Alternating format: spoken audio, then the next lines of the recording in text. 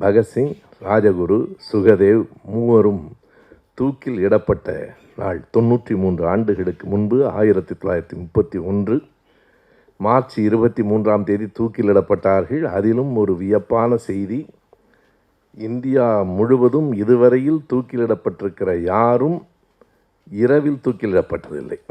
அதிகாலையில் கதிரவன் உதிப்பதற்கு முன்னால் தான் தூக்கிலிடுவார்கள். பகத்சிங், ராஜகுரு, சுகதேவ் மூவர் மட்டுமே இரவு 7:33 தூக்கிலிடப்பட்டார்கள். எதற்காக என்றால், வெளியிலே அவர்களுக்கான ஆதரவு கூடிக்கொண்டே போயிற்று. பட்டாபி சீதாராமையா எழுதுகிறார், திடீரென்று ஒரு இளைஞனின் புகழ் இந்தியா முழுவதும் பரவிற்று. 1931 காந்தியாருக்கு என்ன செல்வாக்கு இருந்ததோ அந்த செல்வாக்கு பகத்சிங் என்கிற இளைஞனுக்கு மக்கள் மத்தியில் வந்து சேர்ந்தது. ஏதேனும் கலவரங்கள் வந்துவிடுமோ என்கிற அச்சத்தில் பொழுது விடியும் வரை காத்திருக்க முடியாமல் ஆங்கிலேய அரசாங்கம் இரவிலேயே தூக்கிலிட்டது. அதனை நாம் அறிவோம். அதை இந்த இடத்திலே நான் குறிப்பிடுவதற்கு ஒரு முக்கியமான காரணம் இருக்கிறது. சென்னை வானொலி நிலையத்தில் ஒரு முறை என்னை பகத்சிங் பற்றி ஒரு ஓரங்க நாடகம், மோனோ ஆக்ட், நான் அப்போது கொஞ்ச நாள் நடிகராகவும் இருந்தேன் வானொலி நிலையத்தில், நடிக்க சொன்ன போது பகத்சிங் பற்றிய செய்திகளை தேடினேன். அவன் கடவுள் மறுப்பாளன் என்று தெரிந்தவுடன் அவனை பற்றிய கூடுதல் செய்திகளை சொல்ல வேண்டும் என்கிற ஆர்வம் வந்தது. பல இடங்களில் தேடினேன். அண்ணாமலை பல்கலைக்கழகத்தினுடைய நூலகத்தில் பல நூல்கள் இருக்கின்றன, பெரிய நூலகம் என்றார்கள். அங்கே போன போது அங்கே இருந்த ஒரு பேராசிரியர் தான் எனக்கு சொன்னார், நீங்கள் இங்கெல்லாம் தேடுவதை விட தில்லிக்கு போய் ஆவண காப்பகத்தில் உட்கார்ந்தால் உங்களுக்கு நிறைய செய்திகள் கிடைக்கும் என்று சொன்னார். எனக்கு தில்லியும் தெரியாது, அங்கே ஆவண காப்பகம் என்று இருக்கிறது என்றும் தெரியாது. இருந்தாலும் ஆசை பற்றியதால் போய்விடலாம் என்று முடிவு செய்தேன். அது 1983 மே மாதம். தில்லி வரைக்கும் போய் வருவதற்கான செலவுக்கே மெல்ல மெல்ல சேமித்து போகிற நேரத்தில் துணைக்கு யாராவது இருந்தால் நல்லது என்று தோன்றிற்று. தாம்பரத்தில் இருக்கிற நண்பர் மேஜினி நானும் வருகிறேன் என்றார். மகிழ்ச்சி தான். ஆனால் எனக்கே பயணச்சீட்டுக்கு பணம் இல்லை. இன்னொருவரை அழைத்து செல்ல முடியாது என்கிற தயக்கத்தை அவர் புரிந்து கொண்டு அவர் சொன்னார், என் செலவில் நான் வருகிறேன், நானும் தில்லி பார்த்ததாக இருக்கும், உங்களுக்கும் உதவி செய்ததாக இருக்கும் என்றார். இதையெல்லாம் சொல்வதற்கு காரணம், ஏதேனும் ஒரு இடத்தில் இவைகளையெல்லாம் நாம் பதிவு செய்து கொண்டே இருக்க வேண்டும் என்கிற நன்றி உணர்ச்சி தான். அங்கே போய் எங்கே தங்குவது என்கிற ஒரு ஐயம். இந்த ஆசிரியர்களுக்கு எப்போதும் ஒரு வாய்ப்பு உண்டு. மருத்துவர்களினுடைய நண்பர்கள் பெரும்பாலும் நோயாளிகளாக இருப்பார்கள். வழக்கறிஞர்களுக்கு தெரிந்தவர்கள் பெரும்பாலும் கலவரங்களிலே சிக்கியிருப்பார்கள். ஆசிரியர்களின் மாணவர்கள் எங்களை விட உயர்ந்து நிற்பார்கள். எனவே தில்லியிலே என்னிடம் படித்த ஒரு தம்பி சாய்நாத் என்று நினைவு, சரியாக 41 ஆண்டுகள் ஆகிவிட்டன. எங்கே இருக்கிறார் என்று தெரியாது. அந்த சாய்நாத்துக்கு நான் அப்போதெல்லாம் கைபேசியெல்லாம் இல்லை. ஒரு கடிதம் எழுதி, நாங்கள் வந்தால் தங்குவதற்கு விலை குறைந்த, கட்டணம் குறைந்த விடுதிகள் இருக்கின்றனவா என்று கேட்டபோது என் மாணவராக இருந்த அந்த தம்பி சொன்னார், வேண்டாம், என் அறையில் இருந்த ஒரு நண்பன் கோடை விடுமுறைக்காக ஊருக்கு போயிருக்கிறான், நீங்கள் வந்து தங்கி கொள்ளலாம் என்றார். சாய்நாத்தின் அறையில் தான் 3 வாரம் தங்கி, காலையிலே 9 மணிக்குள் ஆவண காப்பகத்துக்குள் நுழைந்தால் மாலை வரைக்கும் அங்கே இருந்து தேடிக்கொண்டு வருகிறவைகளெல்லாம் மேஜினி இடத்துல கொடுத்து, மேஜினி இரவு முழுவதும் அதை தொகுத்து, அப்படித்தான் அந்த புத்தகம் வந்தது. அதில் ஒரு முக்கியமான காரணம், அப்படி தொகுத்து கொண்டு வந்த செய்திகளை நூலாக ஆக்கிய போது 2 பேர் என்னை பாராட்டினார்கள். அந்த 2 பேரும் நான் மிகவும் மதிக்கிறவர்கள். ஒருவர், 2 பேரும் மறைந்து போய்விட்டார்கள். ஒருவர் தோழர் கவிஞர் இன்குலாப், இன்னொருவர் தோழர் இளவேனில். 2 பேரும் பாராட்டுகிற போது எனக்கு ஒரு ஊக்கம் வந்தது. இப்படி செய்திகளை தேடி கொடுக்க வேண்டும் என்கிற எண்ணத்தை அவர்கள் விதைத்தார்கள். அந்த புத்தகம் நான் முதல் பதிப்பில் எழுதினேன், பகத்சிங்கை தமிழ்நாட்டுக்கு நான் அறிமுகப்படுத்துகிறேன் என்று. பிறகுதான் புரிந்தது, பகத்சிங் தான் தமிழ்நாட்டுக்கு என்னை அறிமுகப்படுத்தினார். அதற்கு பிறகுதான் பலருக்கும் நான் அறிமுகமானேன். எனவே தேடலாம் என்று தோன்றிற்று. நண்பர் எட்வின் சொன்னது போல 5 ஆண்டுகளுக்கு முன்னால் நான் படித்த ஒரு சின்ன புத்தகம், ஸ்டீஃபன் ஹாக்கிங் புத்தகத்தை பற்றி சொல்லலாம் என்று தொடங்கினேன். எதிரிலே 109 பேர் அன்றைக்கு கையொப்பமிட்டிருந்தார்கள். நண்பர் உமாபதி எல்லாம் இருந்தார். 110 பேர் கேட்டார்கள். இப்போது 8 லட்சம் பேருக்கு மேல் அது இணைய வழியிலே கேட்கப்பட்டிருக்கிறது என்கிற ஒரு செய்தி. அந்த ஊக்கம் காரணமாக அவர் சொல்வது போல 8 தொடர்கள், பெரியார் திடலிலே நாயக்கர் காலம் என்று ஒரு தலைப்பில் நான் உரையாற்றினேன். அங்கே போன பிறகுதான் தெரிந்தது அது கூட்டம் இல்லை என்று. 10-12 பேர் வந்திருந்தார்கள். எப்போது கூட்டம் வரும் என்றேன். வராது, இது கலந்துரையாடல் தான் என்றார்கள். இல்லை வேண்டாம், கூட்டமாகவே வைத்து கொள்ளலாம் என்று அந்த 13 பேரை வைத்துக்கொண்டு எதிரே 2000 பேர் இருப்பதாக கருதி கொண்டு அந்த உரை தான் இப்போதும் 6 லட்சம் பேருக்கு மேல் நாயக்கர் காலம் போய் சேர்ந்திருக்கிறது. எனவே இந்த அரங்கிலே இருக்கிறவர்கள் நீங்கள் பலர் இந்த செய்திகளை எல்லாம் என் அளவுக்கு அல்லது என்னினும் கூடுதலாக அறிந்திருக்கக்கூடும் என்றாலும் இணைய வழியின் வழியாக நம் மக்களுக்கு சொல்ல வேண்டிய செய்திகள் நிறைய இருக்கின்றன. என்னை இப்படி தேட வைத்த பகத்சிங்கின் நினைவு நாடில் இந்த அறிவு தேடல் நடக்கிறது என்பதற்காக தலைப்பை விட்டு விலகி இந்த செய்தியை ஒரு முன்னுரையாக உங்களிடம் சொல்லியிருக்கிறேன். நல்லது. மெக்காலே, கால்டுவெல் ஏன் எதிர்க்கப்படுகிறார்கள்? இன்னொரு கேள்வியும் இருக்கிறது. யாரால் எதிர்க்கப்படுகிறார்கள்? ஏன் எதிர்க்கப்படுகிறார்கள் என்பதை விட யாரால் எதிர்க்கப்படுகிறார்கள் என்பது முக்கியமானது. உன் நண்பன் யார் என்று சொல், நீ யார் என்பதை நான் சொல்கிறேன் என்பார்கள். அதைவிட உங்கள் எதிரிகள் யார் என்று சொல்லுங்கள், நீங்கள் யார் என்று உடனே சொல்லிவிடலாம். நாம் யாரால் எதிர்க்கப்படுகிறோம் என்பதை பொறுத்து தான் சரியாக இருக்கிறோமா என்பதையே நாம் முடிவு செய்து கொள்ள முடியும். எனவே கால்டுவெல்லையும் மெக்காலேயையும் எதிர்க்கிறவர்கள் யார்? ஏன் எதிர்க்கிறார்கள்? அவர்கள் 2 பேரும் இந்த நாட்டுக்கு அப்படி என்ன கேடு செய்து விட்டார்கள் என்பதை நாம் பார்க்க வேண்டும். 2 பேரும் குறைகளே இல்லாத மனிதர்கள் என்றெல்லாம் நாம் சொல்லுவதில்லை. இருக்கலாம். இங்கே பேசுகிற நேரத்தில் நண்பர்கள் ஒரு செய்தியை சொன்னார்கள். இந்த மொழி பெருமை பேசுவது, எங்கள் மொழி தான் உயர்ந்தது என்று பேசுவது என்பது, சமஸ்கிருதம்தான் உலகத்திலேயே பெரிய மொழி என்று பேசுவது இன்னமும் பழக்கமாக இருக்கிறது. தமிழ்தான் உலகத்தின் முதல் மொழி என்று நாம் சொல்லுகிறோம். அவரவருக்கு அவரவர் மொழி உயர்ந்தது. அந்த குணம் மெக்காலேயிடமும் இருக்கிறது. அவருடைய உரையை படித்து பார்க்கிற போது நம்முடைய ஆங்கில மொழி போன்ற ஓர் உயர்ந்த மொழி ஏதும் இல்லை. அவர் கடுமையாக இந்தியாவில் இருக்கிற எல்லா தாய்மொழிகளை பற்றியும் அவர் ஏதும் சொல்லவில்லை. முக்கியமான செய்தி. திரும்ப திரும்ப அவர் நம்முடைய தாய்மொழியெல்லாம் அடித்துவிட்டு ஆங்கிலத்தை கொண்டு வந்தார் என்று சொல்லிக்கொண்டே இருக்கிறார்கள். மிக தெளிவாக 2 மொழிகளை பற்றி மட்டுமே அவர் பேசுகிறார். ஒன்று சமஸ்கிருதம், இன்னொன்று அரபு. ஏன் அந்த 2 மொழிகளை பற்றியும் பேசுகிறார் என்றால், அந்த 2 மொழிகளில் மட்டும்தான் அப்போது பள்ளிக்கூடங்கள் இருந்தன. வேறொன்றுமல்ல. மதரசா பள்ளிக்கூடம், அங்கே அரபி மொழி, அதே போல் இந்த இந்து கல்வி நிலையங்களில் சமஸ்கிருத பாடம். அப்போது தமிழ் இல்லை, மலையாளம் இல்லை, பஞ்சாபி மொழி இல்லை, வங்காளம் இல்லை. இந்தியாவின் எந்த மொழியும் அப்படியெல்லாம் கற்பிக்கப்படவில்லை. அவர் சொன்னதெல்லாம் இந்த சமஸ்கிருதம், அரபு. இந்த வரி அவருடைய அந்த கல்வி குறிப்பு, அந்த கல்வி அறிக்கையிலேயே இருக்கிறது. ஐரோப்பாவில் இருக்கிற ஒரு சிறந்த நூலகத்தின் ஒரு அடுக்கில் இருக்கிற புத்தகங்களில் நாம் பெறக்கூடிய அறிவை அரபு, சமஸ்கிருதம் மொத்த மொழியிலும் இருக்கிற 2 மொழிகளிலும் இருக்கிற மொத்த நூல்களை படித்தாலும் பெற முடியாது என்கிற கூற்றை இதுவரையில் யாரும் மறுக்கவில்லை என்கிறார்.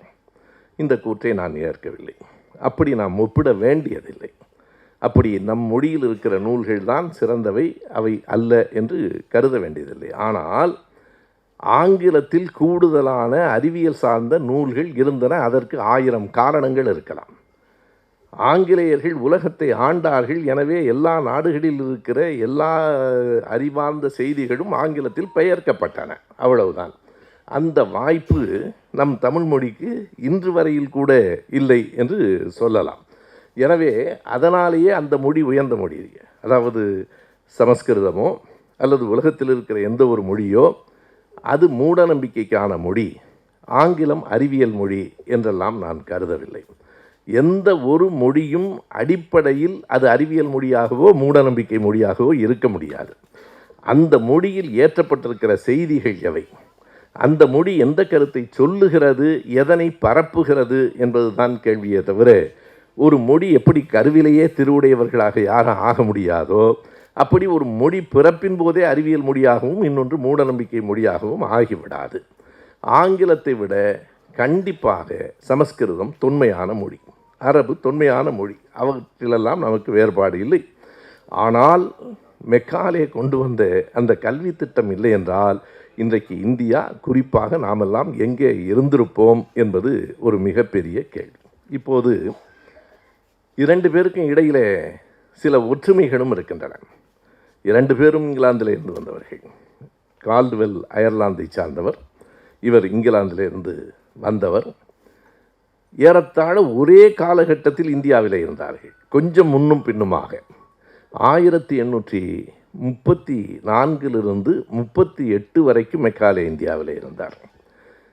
மெக்காலே இங்கிலாந்துக்கு திரும்ப புறப்பட்டு போகிற போது கால்டுவெல் வந்து இறங்கினார். 1838 தான் கால்டுவெல் வந்து இறங்கினார். அதற்கு பிறகு கால்டுவெல் இங்கு தான் வாழ்ந்தார். இடையில் போய் வந்தாலும் கூட இங்கு தான் வாழ்ந்தார் என்பதை விட, தமிழ்நாட்டில் தான் வாழ்ந்தார் என்பதை விட தமிழ்நாட்டுக்காக வாழ்ந்தார் என்றும் நாம் அழுத்தி சொல்லலாம். அதனால்தான் ஆளுநர் ஆர்.என். ரவி கோபப்படுகிறார். கால்டுவெல் பள்ளிக்கூடத்தில் படித்ததே இல்லை என்கிறார். இதை கண்டுபிடிப்பதற்கு ஆய்வாளர்கள் தேவையில்லை. நீங்கள் உங்கள் கைபேசியில் கூகுள் பொறியியல் தேடினாலே அவரை பற்றிய ஒரு தொடர் இருக்கும், செல்ஃப் டாட் என்று இருக்கும். தானாக படித்தவர். ஏன் அவர் பள்ளிக்கூடங்களுக்கு போகவில்லை, போக முடியவில்லை? இப்போதும் பல நேரங்களில் நாம் சொல்லுகிறோம், படித்தவர்கள் படிக்காதவர்கள் என்கிற அந்த பிரிவே தவறானது.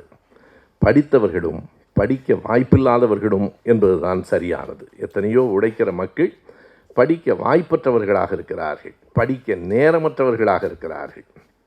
அதை மேக்சிம் காக்கி தான் அமெரிக்காவிலே என்கிற ஒரு புத்தகத்தில் மிகச் சரியாக எழுதுவார்.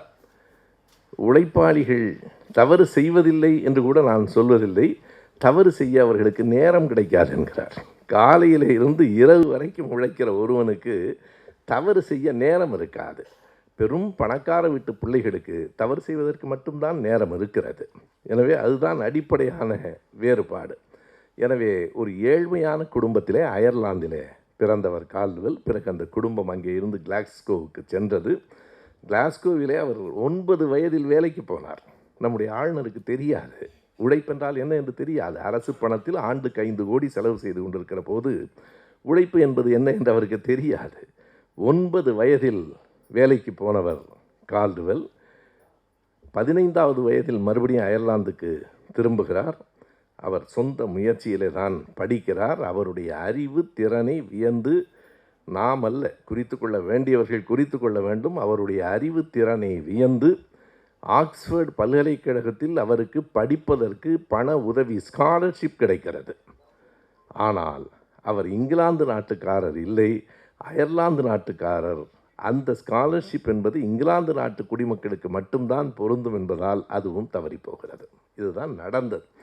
ஆனால் கால்டுவெல் அளவுக்கு படித்தவர்கள் மிக குறைவு. பள்ளிக்கூடத்தில் போய் படித்தால்தான் படிப்பு என்பதே ஒரு மூட நம்பிக்கை. ஐயா வெற்றியழகன் அவர்கள் இங்கே இருக்கிறார். அவர் பல்கலைக்கழகத்தில் பட்டம் வாங்கியவரா? பல்கலைக்கழகத்தில் பட்டம் வாங்கிய என் போன்றவரை விட ஆழ்ந்த புலமை அவருக்குத்தான் உண்டு. இதை நான் பாராட்டுவதற்காக சொல்லவில்லை. அவர் அளவுக்கு தொல்காப்பியத்தை யார் அத்தனை தெளிவாக சொல்ல முடியும்? அந்த படிப்பு, நான் அவருடைய வாழ்க்கை குறிப்பையும் படித்திருக்கிறேன். மளிகை கடையில் வேலை பார்த்தபோது அந்த காகிதங்களை, பத்திரிகைகளை படித்து படித்து பல செய்திகளை தெரிந்து கொண்டேன் என்றால் அதுதான் படிப்பு, அதுதான் ஈடுபாடு. எனவே பள்ளிக்கூடத்துக்கு போனால்தான் படிப்பு என்கிற ஒரு மூட நம்பிக்கையோடு இவர் சொல்லுகிறார். இது ஒரு பக்கம். 2 பேரும் வந்தது வேறு நோக்கத்திற்காக. மெக்காலே இந்தியாவுக்கு வந்தது அரசின் தூதுவராகத்தான். ஒரு உயர் நிர்வாக அமைப்பு குழுவுக்காக அவர் வருகிறார். பொது கற்பித்தல் குழுவுக்கு தலைவராக ஆக்கப்படுகிறார். அதற்கு முன்னால் நடந்தவைகளையெல்லாம் நான் சொல்ல வேண்டும். நம்முடைய கால்டுவெல் அவர்கள் இங்கே வந்தது மதத்தை பரப்புவதற்காகத்தான். ஆனால் 2 பேரும் செய்த மிகப்பெரிய காரியம் என்ன? ஏன் 2 பேரும் இன்றைக்கும் எதிர்க்கப்படுகிறார்கள் என்றால், கல்வி என்பது ஒரு குறிப்பிட்ட சாதியிடம் மட்டுமே இருந்தது. அதை உடைத்து கல்வியை மக்களுக்கு பொதுவாக ஆக்கினார் மெக்காலே. அவர்கள் கோவப்படத்தான் செய்வார்கள். அதுதான் அடிப்படை. பொது கல்வி திட்டம், பப்ளிக் ஸ்கூல் ஸ்கீம் என்பது 1836 வருகிறது. அது பற்றிய செய்தியை சொல்லுகிறேன். எனவே கல்வி என்பது ஒரு குறிப்பிட்ட சாதியினருக்கு மட்டுமில்லை. குருகுலங்களும் திண்ணை பள்ளிக்கூடங்களும் மட்டும் இருந்த இடத்தில் கல்வி நிலையத்தின் கதவுகளை திறந்து விட்டவர் குறிப்பாக லார்ட் பெண்டிங்கை சொல்ல வேண்டும். நான் வருகிறேன். அதற்கு அடிப்படையாக இருந்தவர் அவர், அதற்கு தூண்டுதலாக உதவியாக இருந்தவர் மெக்காலே. எனவே எல்லோருக்கும் கல்வியை பொதுவாக்கினார் என்பதால் மெக்காலே எதிர்க்கப்படுகிறார். இது ஒரு அடிப்படையான காரணம். இந்த பக்கத்தில் நீங்கள் பார்த்தால் கால்டுவெல் மீது என்ன கோபம்? சமஸ்கிருதம் தான் உலக மொழிகளுக்கெல்லாம் தாய் என்று சொல்லிக் கொண்டிருந்த அந்த போலித்தனத்தை உடைத்து எறிந்து சமஸ்கிருதத்துக்கும் தமிழுக்கும் எந்த தொடர்பும் இல்லை, தமிழ் தனித்து நிற்கக்கூடிய ஆற்றல் உடைய மொழி என்று சொன்னார் என்பதால் கோபம். எனவே அடிப்படையில் இவர்கள் 2 பேர் மீதும் கோபம் வருவதற்கு என்ன காரணம் என்பதை நாம் பார்க்க வேண்டும். வரலாற்றை சொல்லிவிட்டு அந்த இடத்துக்கு நான் வருகிறேன். அது மட்டுமல்லாமல் யாரால் எதிர்க்கப்படுகிறார்கள் என்றால், எதிர்க்கிறவர்கள் எல்லோருமே இதே எண்ணத்தோடு எதிர்க்கிறார்கள் என்று சொல்ல முடியாது. ஒரு பகுதியினர் அல்லது எதிர்ப்பவர்களில் பெரும் பகுதியினர் பார்ப்பனியத்துக்கு எதிராக இருந்தார்கள் 2 பேரும் என்பதற்காக எதிர்க்கிறார்கள். இன்னொரு பகுதியினர் இதுதான் தமிழ் தேசியம் என்று கருதி கொண்டு எதிர்க்கிறார்கள். இப்படி 2 பிரிவுகள் உண்டு. அதற்கு முன்னால் நாம் நம்முடைய வரலாற்றை வாரன் ஹேஸ்டிங்ஸிடமிருந்து தொடங்க வேண்டும். அப்போதுதான் இந்த ஆய்வு சரியாக இருக்கும். வாரன் ஹேஸ்டிங்ஸ் இந்தியாவின் முதல் தலைமை ஆளுநர், கவர்னர் ஜெனரல். 1773 85 வரை 12 ஆண்டு காலம் இந்தியாவில் இருந்தவர். மிக முக்கியமான வரலாற்று மாற்றங்களை ஏற்படுத்தியவர் வாரன் ஹேஸ்டிங்ஸ். நமக்கு தெரியும், பிரெஞ்சு யுத்தம் எல்லாம். ஆனால் நான் இங்கே குறிப்பிடுவது குறிப்பாக 2 செய்திகள். வாரன் ஹேஸ்டிங்ஸ் 2 செய்திகளை செய்தார். அவர்தான் சமஸ்கிருத அரபு கல்வி நிலையங்களுக்கு நிதி உதவி கொடுத்து ஊக்குவித்தார். ஏன் செய்தார்? அங்கே இருந்து வந்த ஆங்கிலேயருக்கு இங்கே இருக்கிற சமஸ்கிருத கல்வியை ஊக்குவிக்க வேண்டிய தேவை என்ன? இந்த இடத்தில் தான் மிகப்பெரிய வரலாற்று குறிப்பு இருக்கிறது. வாரன் ஹேஸ்டிங்ஸ் ஒரு நியாயமான காரியத்தை செய்தார். அதற்கு எதிர்ப்பு வருகிற போது தப்பான காரியத்தால் சரி செய்ய முயன்றார். கடைசி வரைக்கும் அவரால் சரி செய்ய முடியவில்லை. அவர் செய்த நியாயமான காரியம் எது என்றால், நந்தகுமார் என்கிற அன்றைக்கு அரசால் நியமிக்கப்பட்ட ஓர் அதிகாரி பணத்தில் மோசடி செய்துவிட்டார் என்பதற்காக அந்த உண்மையை கண்டறிந்து நந்தகுமாருக்கு தூக்கு தண்டனை வழங்கினார். இப்போது நமக்கு ஒரு கேள்வி வரும், ஒரு பெரிய மோசடி செய்தவருக்கு தூக்கு தண்டனை என்பது கூடுதலா குறைவா என்பதெல்லாம் வேறு. அப்படி ஒரு தண்டனை வழங்கியதற்காக இதற்காக வாரன் ஹேஸ்டிங்ஸ் எதிர்க்கப்பட வேண்டுமென்றால் நந்தகுமார் என்பவர் பார்ப்பனர். அதுதான் செய்தி. பார்ப்பனரை முதலில் தூக்கில் ஏற்றியவன் வாரன் ஹேஸ்டிங்ஸ் தான். இந்தியாவிலே அவன் தூக்கில் ஏற்றியது பார்ப்பனரை மட்டுமல்ல, மனுநீதியையும் சேர்த்து. மனுநீதி என்ன குற்றம் செய்திருந்தாலும் பார்ப்பனர்களுக்கு சிரச்சேதம் கூடாது என்று எழுதியிருக்கிறது. ஒரே குற்றத்தை செய்கிற போது அவனுக்கு கூடுதலாக என்ன செய்யலாம்? மொட்டை அடிக்கலாம். அதை ஐயா பெரியார் என்ன சொல்லுவார்? ஒரே குற்றத்தை நாம் செய்தால் நமக்கு உயிர் போகும். அதோடு அதான் உண்மை. அவனுக்கு மொட்டை அடித்தா போதுன்னா என்ன நியாயம்? அதை மீறி அவனை தூக்கில் ஏற்றியவர் வாரன் ஹேஸ்டிங்ஸ். அப்படி தூக்கில் ஏற்றியதால் அவருக்கான எதிர்ப்பு எதுவரையில் நீண்டது தெரியுமா? 1875 அவர் திரும்பவும் இங்கிலாந்து போனதற்கு பிறகும் இங்கே இருந்து அதற்கான தூண்டுதல்கள் போய் இம்பீச்மெண்ட் என்கிற அவர் மீதான கண்டனம் நிறைவேற்றப்பட்டு அவருக்கு ஒரு தண்டனையை வழங்கப்படுகிறது. எவ்வளவு வலிமையாக இருக்கிறார்கள் பாருங்கள். நூல்களின் எல்லை இங்கிலாந்து வரைக்கும் நீள்கிறது. எனவே அங்கே போய் ஒரு நந்தகுமார் என்பவனை தூக்கிலிட்டார். அதிலிருந்து அவர் தன்னை சரி செய்து கொள்வதற்காக அவர் செய்த காரியம்தான் சமஸ்கிருத கல்லூரிக்கு பணம் கொடுத்தார். பிறகு சமஸ்கிருத கல்லூரிக்கு மட்டும் கொடுத்தால் சரியில்லை என்று மதரசா கல்லூரிக்கும் கொடுத்தார். இதை கடுமையாக எதிர்த்தவன் ஒருவன் உண்டு. அதாவது நந்தகுமாரை தூக்கிலிட்டதற்காக வாரன் ஹேஸ்டிங்ஸ் அங்கே எதிர்ப்பை சந்தித்தார். ஆனால் நீங்கள் தேவையில்லாமல் சமஸ்கிருத அரபு கல்வி நிலையங்களை உருவாக்கி அதன் மூலமாக அந்த நாட்டு மக்களினுடைய அறிவு வளர்ச்சியை குறைத்து விட்டீர்கள் என்று அங்கேயே இங்கிலாந்தில் ஒரு மிகப்பெரிய முழக்கமிட்ட, அதை நாடு முழுவதும் பரப்பிய ஒருவன் பெயர் உண்டு. அதை நாம் மறந்துவிடக்கூடாது என்பதற்காக சொல்லுகிறேன். Sir Charles Grant. நாம் மறக்கக்கூடாத சில பெயர்களை இந்த இடத்தில் பதிவு செய்ய வேண்டும். இவர்களெல்லாம் இல்லை என்றால் நமக்கு கல்வி இல்லை. சர் சார்லஸ் கிராண்ட் என்கிற அவன்தான் திரும்ப திரும்ப இந்திய நாட்டு மக்களுக்கு நீங்கள் ஆங்கில கல்வியை கொடுத்திருந்தால் அவர்களுக்கு அறிவியல் சார்ந்த அறிவு வந்திருக்கும். மிக குறிப்பிட்டே சார்லஸ் கிராண்ட் குறிப்பிடுகிறான். அதாவது இது உயர்ந்த மொழி, அது தாழ்ந்த மொழி என்பதற்காக இல்லை. சார்லஸ் கிராண்ட் சொல்லுவது, நீங்கள் உலகத்தினுடைய கவிதைகளை, இலக்கியங்களை எல்லாவற்றையும் தாண்டி பெயர் குறிப்பிட்டே கிராண்ட் சொல்லுகிறார், நியூட்டனின் அறிவியலை அந்த மக்களுக்கு சொல்ல வேண்டாமா? இங்கே இருக்கிற அறிவியல் பார்வையை அந்த மண்ணில் விதைக்க வேண்டாமா? நீங்கள் வெறுமனே அங்கே இருக்கிற சமஸ்கிருத பாடத்தை மட்டும் சொன்னால் போதுமா? சார்லஸ் கிராண்ட் கேட்குற இன்னொரு கேள்வி, என்ன சொல்லிக் கொடுக்கிறார்கள் சமஸ்கிருதத்தில்? ஒரு கழுதையோடு உரசி கொண்டால் உடம்பை எப்படி தூய்மை செய்து கொள்ளலாம் என்பதையும், ஒரு ஆட்டை யாகத்தில் பலியாக போடுகிற போது என்ன மந்திரம் சொல்ல வேண்டும் என்பதையும் தெரிந்து கொண்டு அந்த மக்கள் என்ன செய்ய போகிறார்கள் என்று கேட்கிறார். எனவே அந்த கேள்வி எத்தனை அழுத்தமானது என்று பாருங்கள். எனவே அப்படி கேள்வி கேட்ட சர் சார்லஸ் கிராண்ட், அதிலே ஒரு வட்டமாக ஒரு நண்பர்கள் இருந்தார்கள். அவர்களிலே ஒருவர் தான் Lord William bending. Lord William bending இல்லையானால் இந்தியாவில் கல்வியை விடுங்கள், தமிழை விடுங்கள், பெண்கள் இந்நேரம் ஆயிரக்கணக்கில் நெருப்பில் விழுந்து இறந்து போயிருப்பார்கள். சார்லஸ் பெண்டிங் தான் இந்த உடன்கட்டை ஏறுதல் என்கிற சதி என்கிற திட்டத்தை நிறுத்தியவன் சார்லஸ் பெண்டிங் தான். அந்த வில்லியம் பெண்டிங் 1806 இந்தியாவுக்கு ஆளுநராக வருகிறார். அப்போதே ஆங்கில கல்வியை அவர் அறிமுகப்படுத்துகிறார். ஆனால் வெற்றி பெற முடியவில்லை. மீண்டும் இங்கிலாந்துக்கு போன லார்ட் பெண்டிங் 1828 மறுபடியும் இந்தியாவுக்கு ஆளுநராக இல்லை, தலைமை ஆளுநராக, கவர்னர் ஜெனரலாக வருகிறார். அவர் வந்திருக்கிற அந்த நேரத்தில் தான் மெக்காலே வருகிறார். ஒரு ஒருங்கிணைவு. ஒரு காலகட்டத்தில் வில்லியம் பெண்டிங் தலைமை ஆளுநராக உயர் நிர்வாக குழுவில் வந்து கல்வி, அதாவது கற்பித்தலுக்கான பொது குழுவுக்கு தலைமை ஏற்றது மெக்காலே. அப்போது இங்கே இருந்தது ட்ரைவாலென் என்று ஒரு அதிகாரி.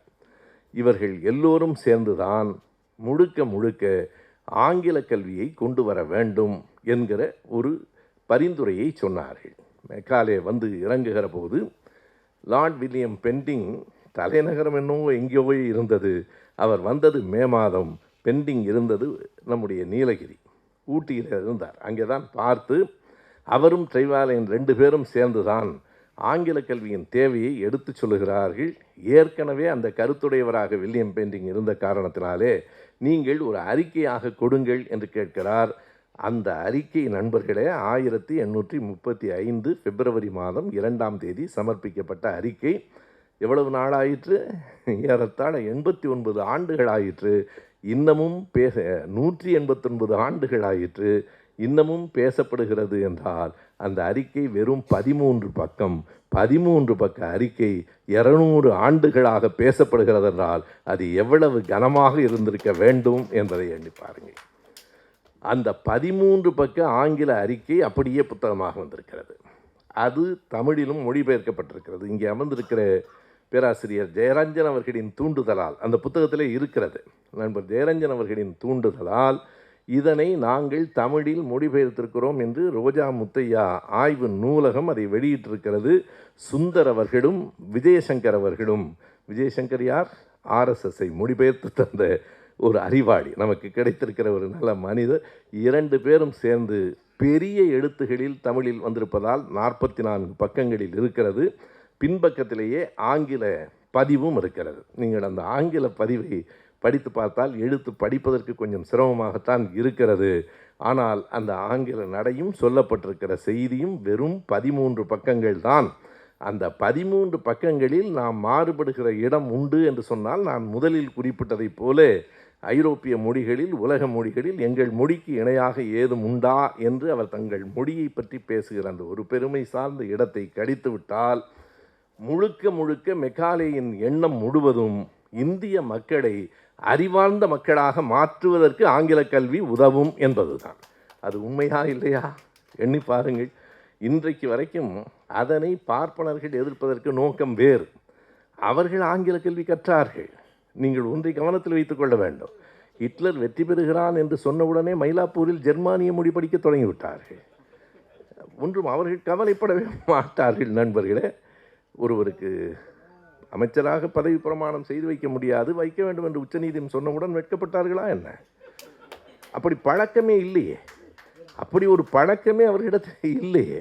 எனவே மயிலாப்பூரில் ஜெர்மானிய மொழி படித்த காலமும் உண்டு, ஆங்கிலேயர்கள் ஆட்சி காலத்தில் ஆங்கிலம் கற்றவர்களும் உண்டு. ஆனால் ஏன் நீங்கள் தமிழை விட்டுவிட்டு ஆங்கிலம் படிக்கிறீர்கள் என்று அவர்கள் ஏன் கேட்கிறார்கள் என்றால், நீங்கள் ஏன் படிக்கிறீர்கள்? அது நாங்கள் மட்டும் படித்துக் கொள்கிறோம், நீங்கள் ஏன் படிக்கிறீர்கள் என்றுதான் கேட்கிறார்கள்.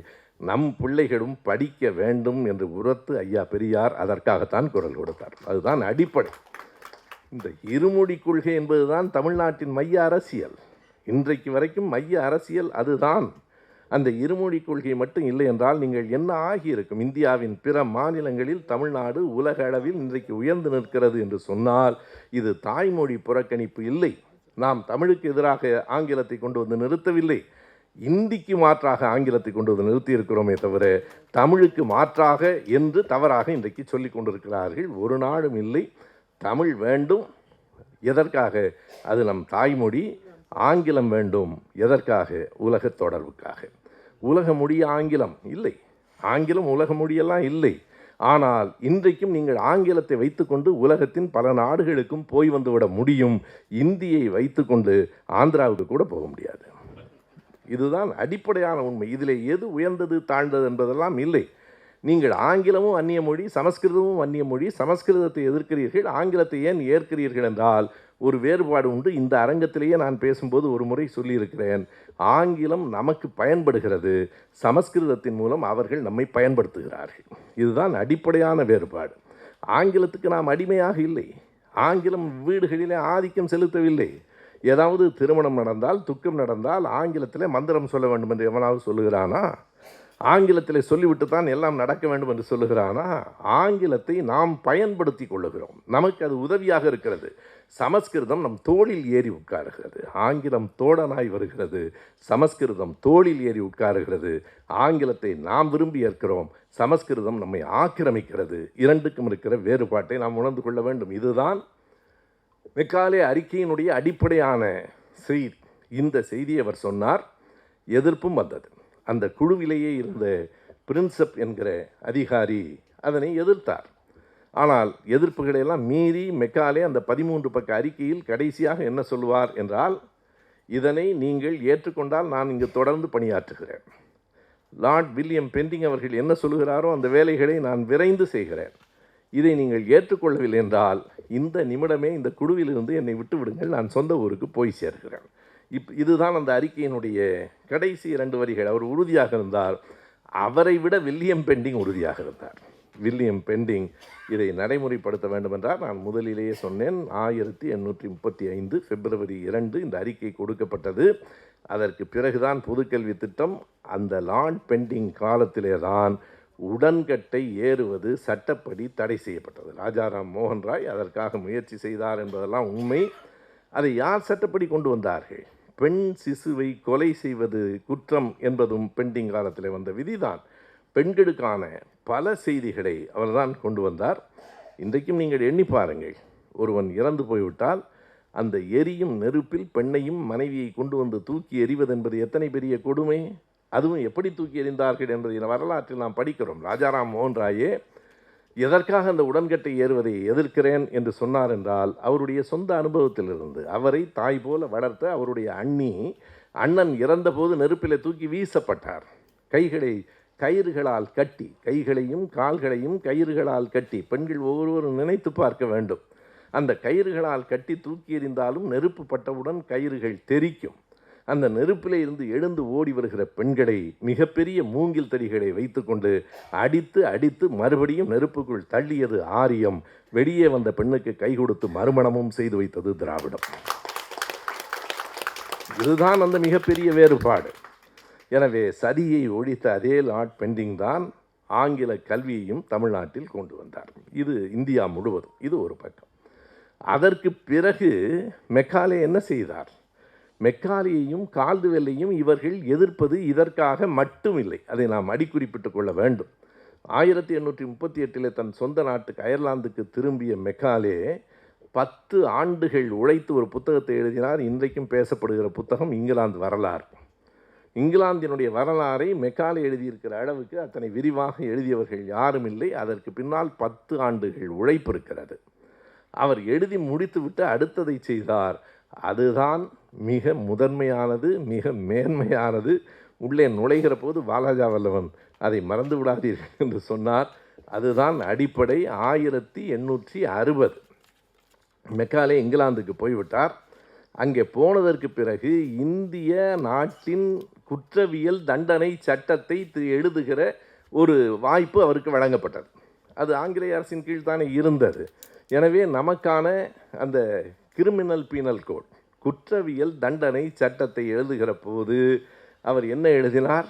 மெக்காலேயின் மீது இன்னமும் ஏன் அவர்கள் கோபப்படுகிறார்கள் என்பதற்கு இந்த ஒரு செய்தி போதுமானது.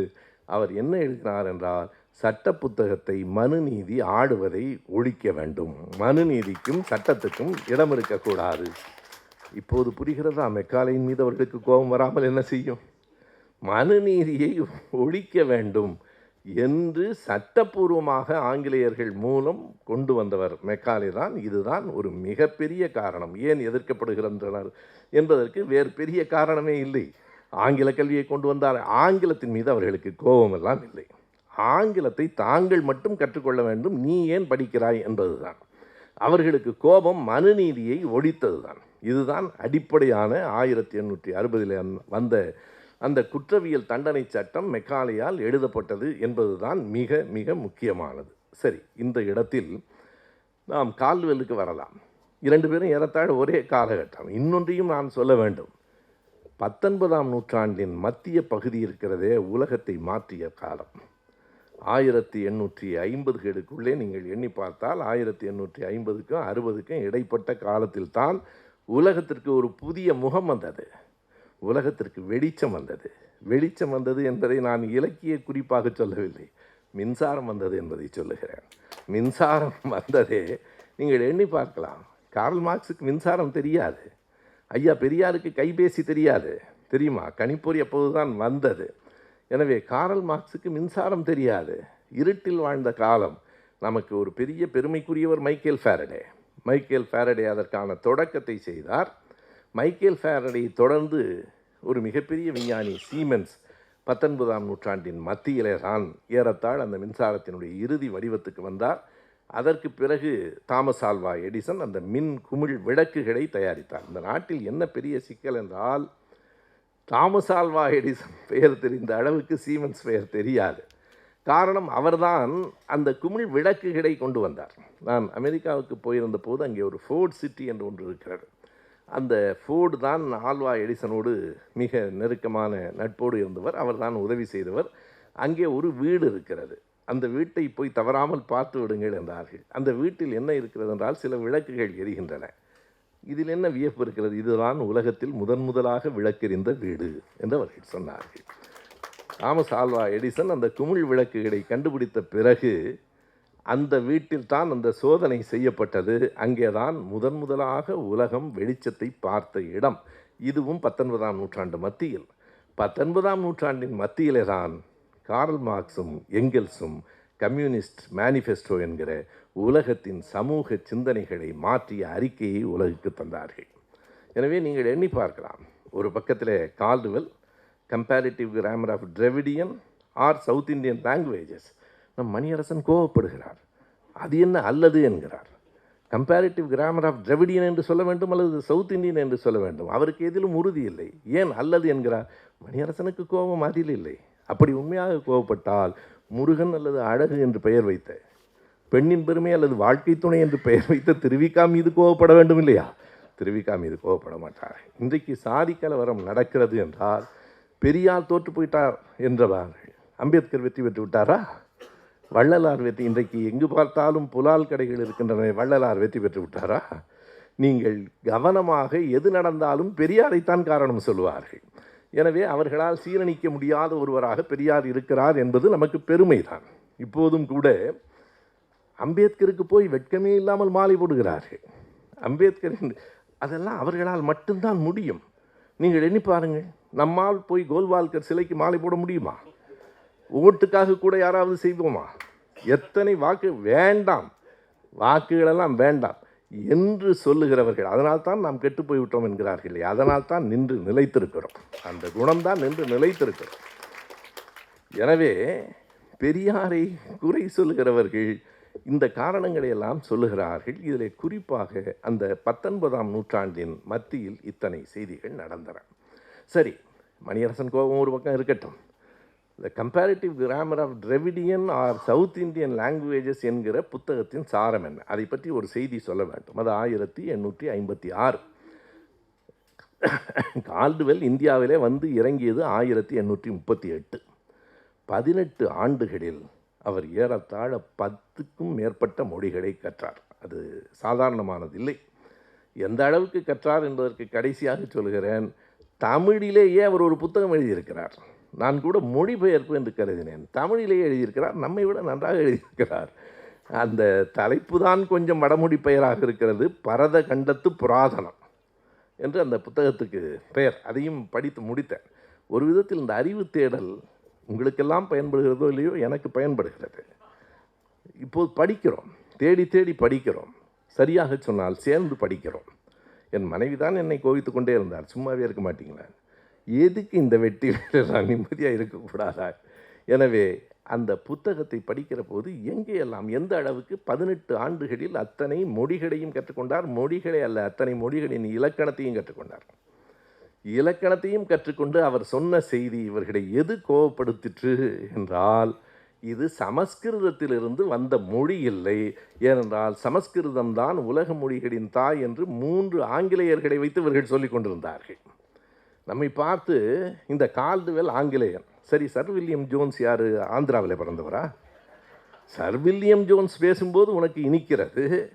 Sir William Jones, Max Muller, Colebrooke இவர்கள்தான் சமஸ்கிருதத்தை தலையில் வைத்து கொண்டு ஆடினார்கள். கிரேக்கத்தை விட ஆழமான மொழி, லத்தீனை விட வளமான மொழி. இது சர் வில்லியம் ஜோன்ஸினுடைய அந்த செய்தி. இதனை மிக அருமையாக தாமஸ் ட்ரவுட்மன் த ஆரியன் டிபேட் என்கிற புத்தகத்தில் எழுதியிருக்கிறார்.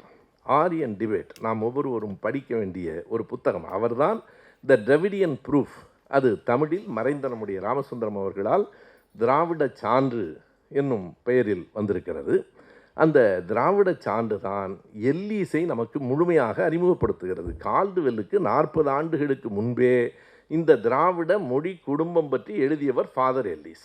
அவர்தான் முதலாக அவரோடு இருந்தவர் தான் அயோத்திதாசனாரின் பாட்டனார் கந்தப்பர். அந்த செய்திகளை எல்லாம் நாம் மிக தெளிவாக தாமஸ் ட்ரவுட்மன் எங்கே இருக்கிறார்? தாமஸ் ட்ரவுட்மன் நம்முடைய மொழியை பற்றி, நம் திராவிட இனத்தை பற்றி அவ்வளவு ஆராய்ச்சி செய்திருக்கிறாரே. எங்கே தில்லியில் எங்காவது வேலை செய்கிறாரா? இல்லை, மிசிகன் பல்கலைக்கழகத்திலே இருந்து ஓய்வு பெற்றார். எனக்கு இந்த தாமஸ் ட்ரவுட்மன் புத்தகத்தை படித்ததற்கு பிறகு, குறிப்பாக திராவிட சான்று, நான் அதை தமிழில் தான் படித்தேன். ஆரியன் டிபேட் என்பதை பிறகு எப்படி என்றால், நான் அமெரிக்காவிலே மிசிகனில் என் மகள் இருக்கிறாள். அதே மிசிகன் மாநிலம். நான் அவருக்கு ஒரு மின்னஞ்சல் அனுப்புகிறேன். உங்கள் புத்தகம் த டிரெவிடியன் ப்ரூஃப் என்பதை நான் படித்தேன். நீங்கள் மிசிகனில் இருக்கிறீர்கள் என்று கேள்விப்பட்டேன். எப்போதாவது உங்களை சந்திக்க வாய்ப்பு கிடைக்குமா என்று இரவு கடிதம் எழுதிவிட்டு படுத்தேன். காலையில் அவரிடமிருந்து விடை வந்தது. நான் இதே மிசிகன் மாநிலத்தில் தான் இருக்கிறேன், வாருங்கள், உங்களை வரவேற்க நான் ஆவலோடு இருக்கிறேன் என்றார். ஏறத்தாழ என் மருமகன் சுரேஷ் என்னை அழைத்து கொண்டு போனார். 60 கிலோமீட்டர். நான் ஏதோ பக்கத்து வீடு என்று நினைத்தேன். 60 கிலோமீட்டர் கொட்டும் பனியில் அவர் வீட்டுக்கு போய் சேருகிற போது, ஒரு டிசம்பர் மாதத்து குளிரில், அவர் ஆரியன் டிபேட் புத்தகத்தை கொடுத்து அதில் எழுதியும் கொடுத்திருக்கிறார். ஒரு கொட்டும் பனியில் உங்களை சந்தித்த இந்த நாடை என்னால் மறக்க முடியாது என்று எழுதியிருக்கிறார். அவரோடு பேசி கொண்டிருந்த போது அவர் சொன்னார், நான் மிசிகன் அமெரிக்கன் தான், இங்கே தான் பிறந்தேன், இங்கே தான் வாழ்கிறேன். ஆனால் திராவிட இனத்தினுடைய வரலாறு என்னை கவர்ந்ததால் நான் தொடர்ந்து இந்தியாவுக்கு வந்து நூலகங்களிலிருந்து அந்த குறிப்புகளை எடுத்திருக்கிறேன் என்றார். ஆரியம் திராவிடமெல்லாம் குப்பை தொட்டிக்கு போட வேண்டியது மாயை என்று அம்பேத்கர் எழுதிவிட்டதாக சொல்லுகிறார்கள். எங்கே எழுதியிருக்கிறார் என்று கேட்டால் தொலைக்காட்சியில் அதற்கு மட்டும் விடையே சொல்ல மறுக்கிறார். அவர் தான் எழுதியிருக்கிறார். எங்கே எழுதியிருக்கிறாரு? அவர் தான் எழுதியிருக்காருன்னு சொல்லுகிறீர்கள் இல்லையா? எங்கே எழுதியிருக்கிறார் என்றால், அவர் தன் வரலாற்றில் எழுதியிருக்கிறார். அம்பேத்கர் தன் வரலாறு எழுதவே இல்லையே என்று கேட்டேன். அப்போ பொன்மொழியில் இருக்கும். அதாவது எங்கே இருக்கிறது என்றே தெரியாமல் தொலைக்காட்சியில் பேசுகிற துணிச்சலும் அவர்களுக்கு தான் வரும். ஒரு இடத்துக்கு போனால் நான் வாலாஜா வல்லவனுக்கு தொலைபேசி, இது சரிதானா, இப்படி சொல்லலாமா, இது இருக்கிறதா என்று கேட்டுக்கொண்டு போகிறேன். இல்லையானால் கவிஞர் கலிப்பூங்குன்றன் அவர்களுக்கு கேட்டு இந்த ஆண்டில் தான் நடந்ததா என்று தெரிந்து கொண்டு அண்ணன் திருநாவுக்கரசிடம் கேட்டுக்கொண்டு போகிறேன். அவர்கள் அப்படியெல்லாம் சிரமப்படக்கூடாது. எதற்கு சிரமம்? தோன்றுவதை சொல்லுங்கள், எதற்கு சிரமப்படுகிறீர்கள் என்று தெளிவாக அவர்கள் இருக்கிறார்கள். நாம் தான் குழம்பி கிடக்கிறோம்.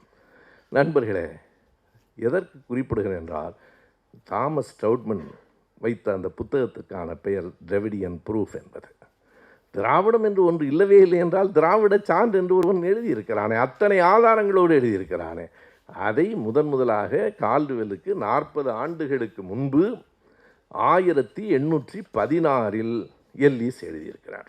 என்ன ஒரே ஒரு பிழை நடந்து விட்டது அல்லது ஒரு கெடு வாய்ப்பாக அமைந்து விட்டது என்றால், எல்லீஸ் ஒரு புத்தகத்துக்கான முன்னுரையில் எழுதியிருக்கிறார். காம்ப்வெல்லினுடைய தெலுங்கு இலக்கண புத்தகத்துக்கான முன்னுரையில் அதை எழுதியிருக்கிறார்.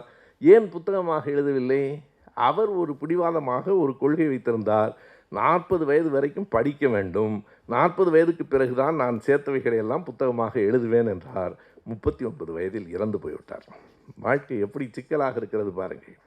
எனவே அவர் அந்த முன்னுரையிலே குறிப்பிட்டது தான், அதை விரிவாக ஆராய்ந்து ஒரு மிகப்பெரிய புத்தகமாக இன்றைக்கும் கால்டுவெல் கொண்டு வந்த நூல் தான் இருக்கிறது. அது 1856. இதில் ஒரு முக்கியமான செய்தி உண்டு.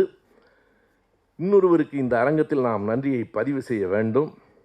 கால்டுவெல் உயிரோடு இருக்கும்போதே, இடையன்குடி கொடைக்கானல் பக்கத்தில் உயிரோடு இருக்கும்போதே அந்த முதல் பதிப்பை விரிவு செய்து மிகப்பெரிய புத்தகமாக எழுதினார்.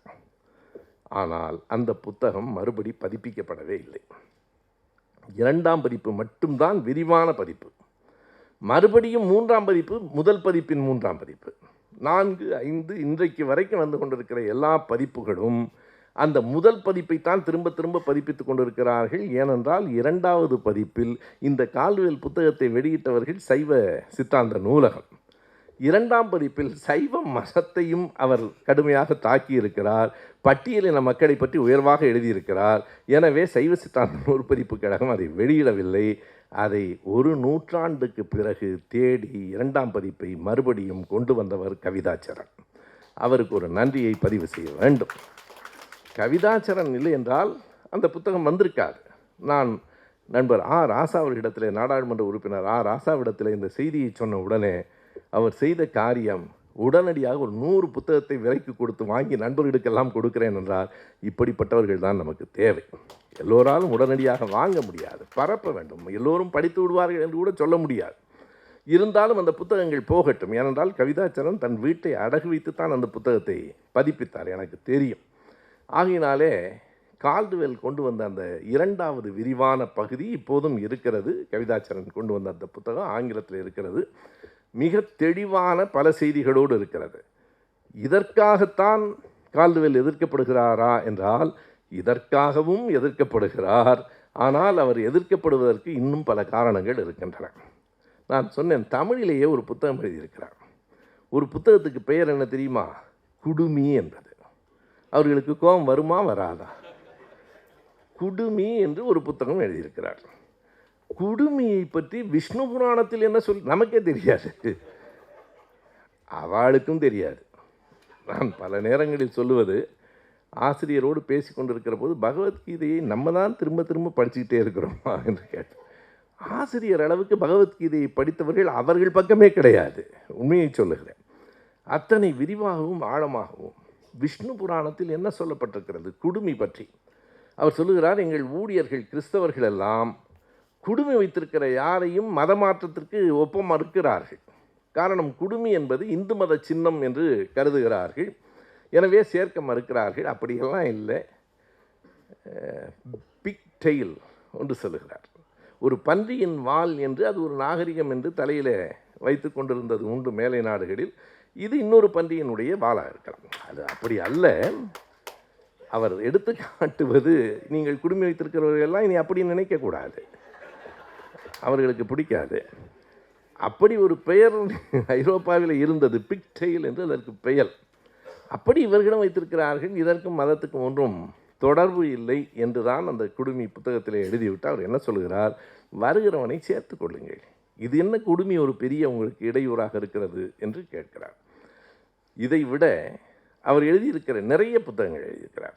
திருநெல்வேலி சரித்திரத்தை அவர் எழுதியிருக்கிறார். திருநெல்வேலி சாணார்கள் என்று ஒரு புத்தகம், திருநெல்வேலி சரித்திரம் என்று ஒரு புத்தகம். திருநெல்வேலி சரித்திரத்தில் ஒரு பெரிய உண்மையை அவர் போட்டு உடைக்கிறார். இதுவெல்லாம் தான் அவர்களுக்கு கோபம் வரும்.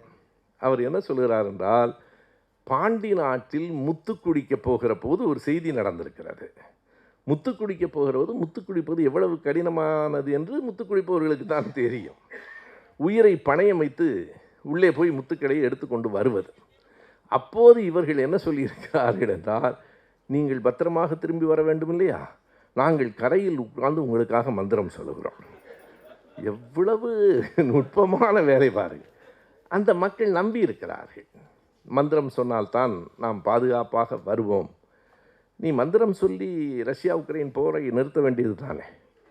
உன் மந்திரத்தால் இதுவரைக்கும் என்ன நடந்திருக்கிறது, என்ன செய்திருக்கிறார்கள் என்றால் அந்த ஒப்பந்தத்தை எடுத்து கால்டுவெல் கொடுக்கிறார். எடுத்து கொண்டு வருகிற முத்தில் ஒரு பகுதி மன்னருக்கு போகும், மீதம் இருப்பதை சரிபாதியாக பகிர்ந்து முத்து குடித்தவர்கள் ஒரு பாதியை எடுத்துக்கொள்ளலாம், இன்னொரு பாதி மந்திரம் சொன்னவர்களுக்கு வர வேண்டும் என்றால் இவர்களால் தானே அவர்கள் உயிர் படைத்து வந்தார். எவ்வளவு நயவஞ்சகர்கள் என்பதற்காக சொல்லுகிறேன். ஒருவன் உயிரை பணயம் வைத்து கீழே போய் கடலுக்குள் மூழ்கி முத்தெடுத்து வருகிறான் என்றால் நீ மந்திரம் சொல்லி அதில் பாதி வாங்கிக்கிறேங்கிறிய மனசாட்சி இல்லையா? இதை கால்டுவெல் வெளிப்படுத்தி தொலைக்கிறாரே, கால்டுவெல்லை எதிர்க்காமல் என்ன செய்வார்கள்? எனவே கால்டுவெல்லை எதிர்க்கிறார்கள்.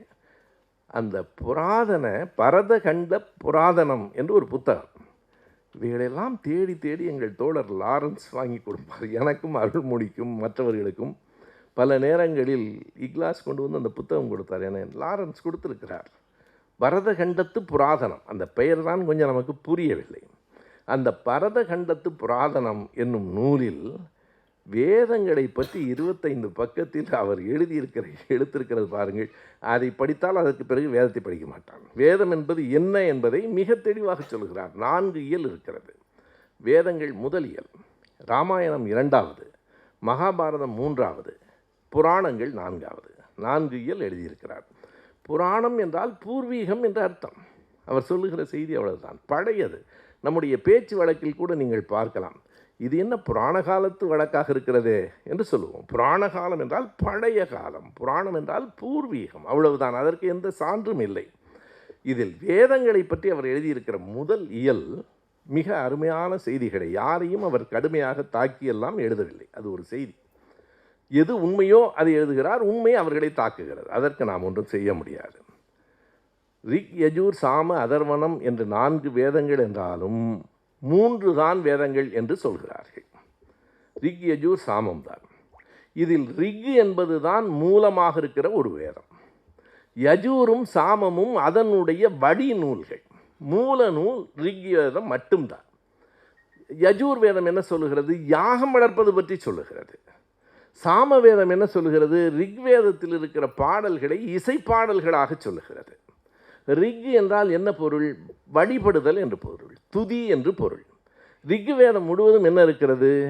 துதி இருக்கிறது, வேண்டுதல் இருக்கிறது. ரிக்வேதத்தில் யாரை வேண்டிக் கொண்டிருக்கிறார்கள்? அப்போது கடவுள் 4 பேர். உலகத்திலேயே நீங்கள் ஒன்று எண்ணி பார்த்தால் கடவுளையே மாற்றிக்கொண்டிருக்கிற ஒரே மதம் இந்து மதம்தான். ஒவ்வொரு கட்டத்திலும் கடவுள் புதுசு புதுசாக வந்து கொண்டே இருப்பார்கள். நீங்கள் வேத காலத்து கடவுள்கள் இந்திரன், சோமன், வாயு, அக்னி 4 பேர் தான். பிறகு சிவன், விஷ்ணு, பிரம்மன்.